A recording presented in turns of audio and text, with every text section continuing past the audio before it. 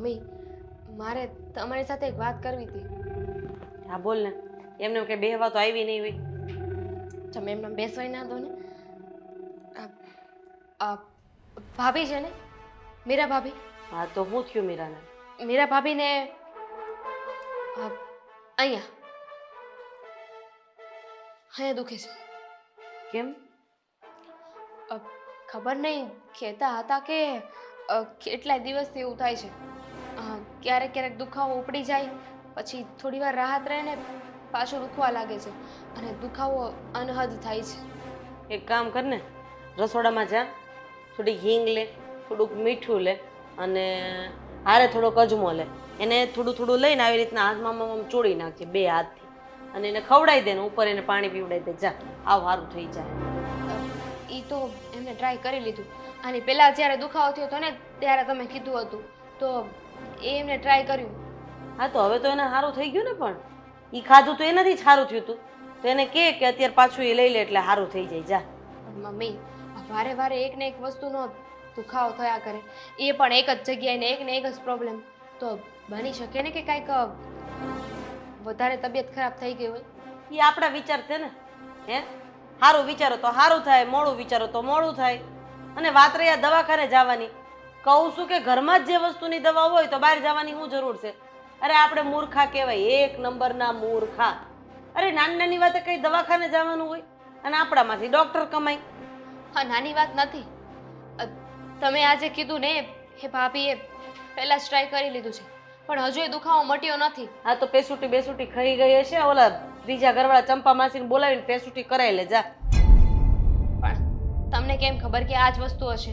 આપણે અરે અમે આટલા વરહ કાઢ નહીં ખા, અનુભવ બોલે અમારા. અમને ખબર જ હોય ને, કોક જરી કઈ આમ ત્રાઈ બાંગી હાલ કરતું હોય ને, ખબર જ હોય કાને આ જ વાંધો છે. આવી રીતે જો બધી બીમારીની ખબર પડી જતી હોત ને મમ્મી, તો પછી કોઈ ડોક્ટરની, કોઈ વેદની કે કોઈની જરૂર જ ના પડત. આ ડિગ્રી શું કામની? કોઈ જ મતલબ નથી. આ દવાખાના છે ને એ હોવા જોઈએ, માની, પણ કંઈક મોટું થાય ને તો. બાકી હાવ ઝીણી ઝીણી બાબતમાં ડોક્ટર પાસે વયું જવાનું. ડોક્ટરને હું બીજા કંઈ કામ હશે જ નહીં. અને હા, મેં કીધું એમ પેસુટી બેસુટી ખાઈ ગઈ હશે. અને પહેલાના ગઢિયા હતા ને એને બધી ખબર પડી જતી હતી, ડોક્ટરની જરૂરત નહોતી પડતી. અરે આ હુવાવડી હુયાણી આવીને કરાઈ જતી હતી. બોલ. એટલી ખબર તો મને છે કે પેસોટી ખસી ગઈ હોય ને તો તૂટીની આસપાસ દર્દ થાય.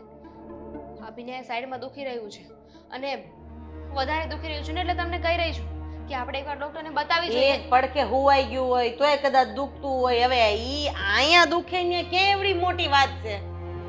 એકવાર ડોક્ટરને બતાવી દઈએ તો શું ફરક પડી જવાનો? હું એકવાર બતાવી દઈ 3400. એક વખત જાઉં ને એટલે સીધી 500 રૂપિયા 1000 રૂપિયા તો ફાઇલ ના થાય. ખાલી ડોક્ટર હારે બેહીને વાતચીત કરવાના. પછી રિપોર્ટના અલગ, પછી સોનોગ્રાફી કરાવવાનું કે છે એના અલગ, કંઈક એક્સરે કે એના અલગ. આ કાંઈ એક બળતરા થોડી છે? ડોક્ટરને બતાવીને સારું થઈ જતું તો બતાવી ન દીધું હોય? આપણે લોકો એટલાય ગરીબ નથી કે આપણી પરિસ્થિતિ એટલે ખરાબ નથી કે 1000-1500 રૂપિયામાં આપણે પાછા પડી જઈએ કે આપણું ઘર ના ચાલે. આ 500-1000 રૂપિયા છે ને, માણસ ક્યાં વાપરી જાણે ને એને પોતાને નથી ખબર હોતી. એને નહીં ખબર હોય, આપણને ખબર પડે કેટલી વે હો થાય. 500 ની પાછળ 2 મીંડા લાગે, 1000 ની પાછળ 3. એટલે એમને એમ ન વાપરી નાખવાના હોય ને. ભેગું કરતા કેટલું થયું હોય ને તો જેને ભેગું કર્યું હોય ને એને ખબર હોય, ઉડાડવા વાળા ન ખબર હોય. તને કીધું ને એક વખત, ગમે એ કંઈક આ મેં કીધું એમ જા પેસુટી ચોડાય, અને કાં તો પછી છે ને આ રસોડામાં ઘરગથ્થુ ઉપચાર હશે જ તે કરો. અરે બધી દવા રહોડામાં છે તો ડોક્ટર પાસે હું કામ જવાનું? તમારી વાત સાચી છે. અત્યારે ભેગું કરીને તો ભવિષ્યમાં કામ લાગે. હા, અને જેને ભેગું કર્યું હોય ને એ જ સમજે ભવિષ્ય માટે ભેગું કરવાનું. એની ચિંતામાં વ્યક્તિ છે ને પોતાનું વર્તમાન ખોઈ બેસે છે. પોતાના વર્તમાનને એન્જોય કરવાનું. કઈ ચેનલ જોતી હતી હમણાં? હે, આ હમણાં દરેક ચેનલ ઉપર હારી આમ વાણી વિલાસ કરતા હોય ને એવા બાપુ આવે છે. સાચું કહું તો અત્યારે તું એના જેવું જ બોલતી હતી. આ રૂપિયો હું કામનો, ના મોહ ને માયા ને. ના, મેં એવું કહ્યું જ નથી કે રૂપિયો કામનો નથી. બહુ કામનો છે. અત્યારે રૂપિયો હોય ને તો માણસની વેલ્યુ થાય છે, પણ રૂપિયો માણસ કરતા વધારે મહત્વનો નથી ને. કાલ સવારે કંઈક થઈ જશે તો એક કઈ હાડી સ્ટીચ કરાવેલી ખરી? નહીં ને, 20 રૂપિયા જ લેસ. પણ તોય નહીં કરાવવાની એટલે નહીં કરાવવાની, 20 રૂપિયા દેવાતા હશે. આ હાડી પહેરીને કદાચ આપણે મંદિરે સત્સંગમાં ગયા તો કયો માણો એમ કહેવાનો કે રાધીબેન તમે સ્ટીચ નથી કરાવી એમ? હે, ભગવાનનું નામ લેવા આવે, ભગવાન સામું જોવો ને તાલીઓ પડો ને એ ભગવાન રાજી થાય.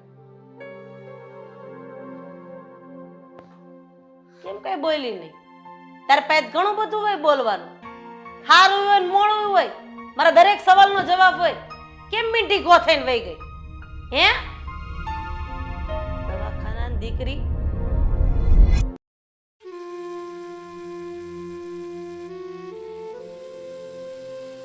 સૂઈ ગઈ છે તું? હા, આ માણસને જરાય શરમ આવે છે? અહીંયા હું ભૂખ્યો છું ને તું જમી કરીને નિરાતે રૂમમાં પણ આવી ગઈ.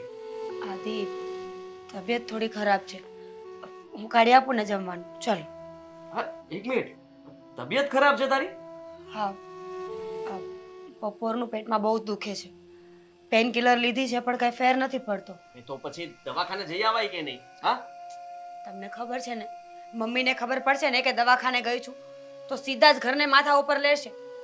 પેન કિલર ખાધી છે પણ અસર નહીં કરે ને તો ત્યારે એક સાથે બે ખાઈ લઈશ.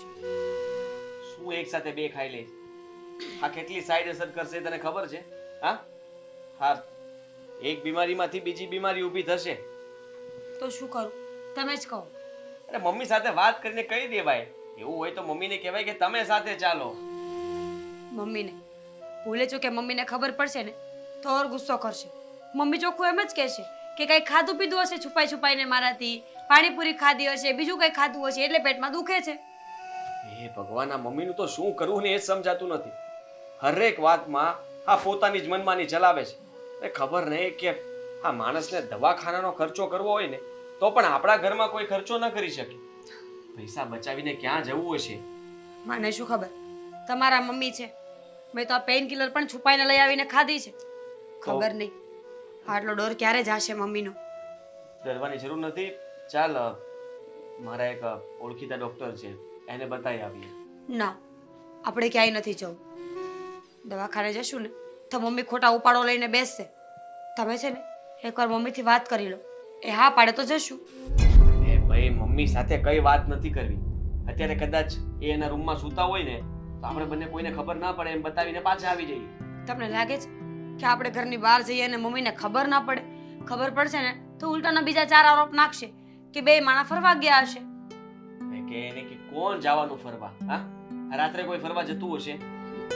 જો સાચું કહું છું, વધારે તબિયત ખરાબ થશે તો ખબર નહીં શું થશે.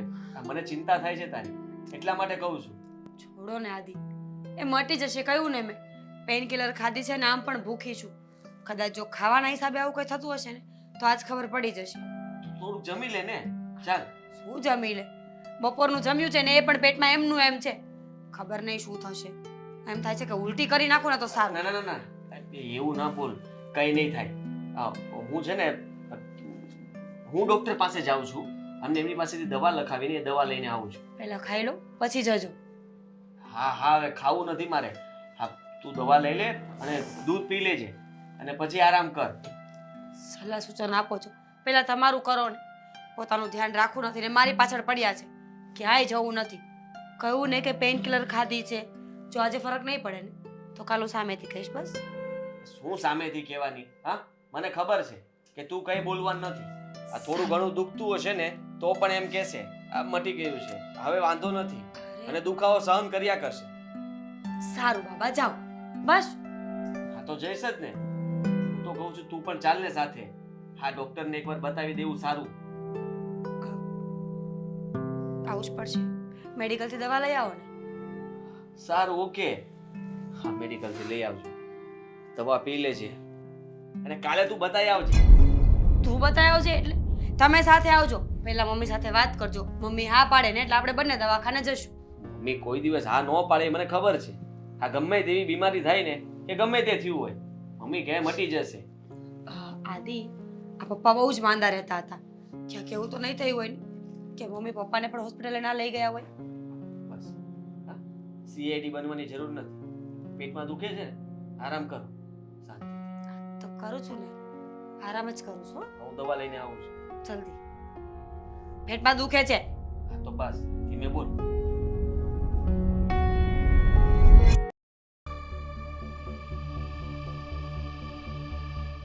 આટલા બધા પૈસા થોડા હોય, તમે કહો એ થોડું દઈ દેવાનું હોય. ક્યાંક તો વ્યાજબી કરો. કરિયાણાનું બિલ તમે લખી દો એટલું થોડું અમારે દઈ દો ને. 1 મિનિટ અહીંયા તો બેસ અહીંયા. તમને નથી કહેતો, કામ છે. 2 મિનિટ બેસ અહીંયા. હા તે ઈ તમે કહો એ પ્રમાણે ન હોય, હું અંદર આમ જોઈશ કે હું આવ્યો ને હું નહીં, પછી બિલ મોકલાવે છોકરા એ. હા બોલો લ્યો. 5000 રૂપિયા બિલ કેસ. 5000 થોડા દેવાના હોય? નો દેવાના હોય ને, એને હિસાબમાં ભૂલ થતી હશે. તું કઈ બાજુ ઉપડો? આ અહીંયા જાઉં છું નજીકમાં, આપણે કિરણ ચોક પાસે. કેમ કિરણ છો? ત્યાં મારે થોડું કામ હતું, એક મિત્રનો ફોન આવ્યો હતો એટલે જાઉં છું. કયા મિત્રનો? મમ્મી તમે આટલું બધું શું કામ પૂછો છો? કયો મિત્ર? આ મિત્રનું નામ છે રઘુ. પણ મને ખબર ત્યાં લગી રઘુ નામનો તારો કોઈ દોસ્તાર જ નથી. રઘુવીર એનું નામ છે, પણ અમે રઘુ કહીએ. હા પણ રઘુવીર નામનો કોઈ દોસ્તાર નથી. તું ક્યાં જાતો તો? જૂનો મિત્ર છે બહુ. ઘણા ટાઈમ પછી છે ને ફેસબુકમાં મિત્રતા થઈને બંને એકબીજાને ઓળખી ગયા, અને પછી મોબાઈલ નંબરની આપલે થઈને આજે એનો ફોન આવ્યો અચાનક કે બધા ભેગા થયા. હા તો ઘરે જ બોલાવી લે ને. આટલા ટાઈમ પછી મળ્યો છે તો પછી બહાર હું કામ મળવું જોઈએ કિરણ ચોક પાસે? એને ઘરે બોલાવી લે. અરે એવું હોય ને તો આદુ વગરની ચા પીવડાવી દેવું આપણે. એની ચામાં આદુ નહીં નાખીએ. હું કામ ખોટો ચાનો ખર્ચો કરવો? હું બહાર જઈશ તો મને ચા પાસે નાસ્તોય કરાવશે અને બધું, સમજ્યા તમે? અને એને જરાક કંઈક કામ છે એટલે મારે જવું પડશે. મને કેમ એવું લાગે છે કે તું કંઈક વાતને ગોળ ગોળ ફેરવસ? મારે બીજું એક કામ છે, ઘર માટેનું છે, એટલે એ વસ્તુ. ઘર માટેનું બીજું તારે શું કામ છે? આ ઘરમાં હું રહું છું ને, મને ખબર હોવી જોઈએ ને કે આ ઘર માટેનું બીજું કયું કામ છે. દવા લેવાની છે ને. દવા. કેમ તને શું થયું? મને કઈ નથી થયું. તો પછી દવાને શું કરવી તારે? મીરા માટે. કેમ મીરાની દવા? એને અહીંયા દુખતું તું એની જ ને? પેટમાં દુખે છે, આ બપોર દિવસનું દુખે છે, હજી આમનામ સૂતી છે. આ તો મેં કીધું ને એને કે થોડીક હિંગ લઈ લે, થોડોક અજમો લઈ લે, થોડોક મીઠું લઈ લેનું, આટલામાં ભેગું કરવાનું. પછી આવી રીતના આમ મસ્ત ચોળી નાખવાનું, પછી આવી રીતના ચોળીને બુકડો મારી દો ને, ઉપર પાણી પી જવાનું. એટલે જો તમારે ગેસમાં કેવું આમ તમને આમ તરત પેટમાં સારું થઈ જાય. વાહ, આ તમારા દેશી નુસ્ખા બધા બરાબર છે, તમારી વાત સાચી, પણ અમુક વસ્તુ એનાથી સારી ન થતી હોય. એને બધો પ્રયોગ કર્યો હશે પણ એ સફળ નહીં થઈ. મેં તો ન જોયો એને કોઈ પ્રયોગ કરતા. અહીંયા જ બેઠી છું, રસોડું આર્યું, અહીં 2 પગ લઈને નીચે ઉતરતા મેં નથી જોઈ. તને કેમ ખબર કે એને ઉપયોગ કરી લીધો બધી વસ્તુનો? એને બીજી એક કાંઈક કર્યું હતું એમ મને કીધું, પણ શું કર્યું તું? દવા નથી. દવા આપી દઉં તો મટી જાય ને એમ જલ્દી. દવાના ખોટા ખર્ચા કરવાનો પણ તમને શોખ હશે, મને એ નથી ખબર પડતી. આપણે હું ડોક્ટર હાટું કમાઈ છી? ડોક્ટર પાસેથી નહીં, ડાયરેક્ટ મેડિકલમાંથી. આ તો મેડિકલ વાળા હાટું કમાઈ છી આપણે. જુઓ મમ્મી, તમે આ ખોટી ધડ કરો છો. દવા માટે થઈને કોણ આવું કરતું છે? એટલી બધી મોંઘી નહીં આવે. હું કરું છું કારણ કે મને ખબર છે આ ઘર બનાવવામાં કેટલી મહેનત થઈ છે, કેટલો પરસેવો પાડ્યો છે. અરે પાઈ પાઈ ભેગી કરી છે, ખાવાનું પેટમાં નથી નાખ્યું. હા મેં જોઈને ટળવળ્યા છે, પણ તોય એમાં રૂપિયો નથી નાખ્યો. કોની હાટું? પરજા હાટું થઈને કે પરજા કઈક સારું સુખ ભાડે. આ તમને સુખના દિવસો દીધા, હવે તમે વધારાના પૈસા દવામાં મેડિકલમાં ન હોય ને નાખો છો. આ સુખના દિવસો તો દેખાતા નથી, પણ બહુ સારું સુખ છે. કેમ તારે શું દુઃખ છે ભાઈ અહીંયા? જુઓ ને, તમે જ ના પાડો છો. દવા થોડી લેવાય, દવા તો લેવી જોઈએ ને. દવા લેવાની જરૂર જ નથી. આ આપણા ઋષિ મુનિ બધા ગ્રંથની અંદર બધી ઘરગથ્થુ દવા મૂકીને ગયા છે. તમને ખબર પડવી જોઈએ કે આ થાય તો આ કરવું જોઈએ, બસ બીજી કાંઈ વાત નહીં. આ તો અત્યારની બાયુને બાના જોઈશી દવાખાને જવાના. દવાખાને જાય એટલે ડોક્ટરને એમ કહી દે કે આ મારે હાહુ છે, આમ ઈશારો કરે એટલે ડોક્ટર તરત કહી દે બેન તમારે આરામ કરવો પડશે. બહુ તકલીફ છે તમને તો. પગ જમીનની ઉપર તો તમારે મૂકવાનો જ નથી. તમારે હાહુ કામ કરશે, રસોઈ તો તમારે બનાવવાની જ નથી. આ કમર તમારી કેવી તૂટે. આ બધા અત્યારે તૈયારના દીકરા થઈ ગયા છે. વધારે મોંઘી નહીં લાવું. 100-150 રૂપિયા દવા. 100-150 રૂપિયા? કોની પાછળ 2 મીંડા લાગે, 150 ની પાછળ 1 મીંડું લાગે. અરે તને કઈ શરમ આવે? 150 રૂપિયા ભેગા કેમ થાય છે? અરે આખા દિનની આમ દાડી ગણવીને લોકોની તો 250-300 રૂપિયા હોય છે. હાલી હું મેળવો છો? મેં તને કીધું ને ઈ કઈ રસોડામાં જા, થોડીક હિંગ, મીઠું અને અજમા. હા અજમા જેવી અક્ષી ઇલાજ એ કઈ નહીં. અમે નાના હતા ને કાંઈ કઈ થાય ને અમારી મમ્મી કે અજમો ખાઈ લે. તમે મને અત્યારે લગીને ઈ જ ખવડાવ્યું છે. હારો છો ને, જો તો ખરી હટ્ટા ગટ્ટા જેવો છો. હા. જન્મ ત્યારે આવડું મોટું હતું, અત્યારે જોજે આ અજમાની અસર. એ વાત સાચી. સારું કાંઈ નહીં, હવે નથી જાતો દવા લેવા કે એક શબ્દ ન બોલતા તમે. આ કરિયાણા વાળા સમજી લ્યો હજી બિલ. રસોડામાં જા.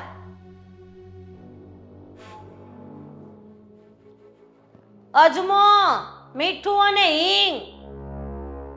હા. ભમરાડાએ આટલા બધા બિલના પૈસા હેના ચડાવ્યા છે આપણને તો ખબર નથી. આ ધનહર હિંગ મંગાવે, બીજી મંગાવતી હોય તો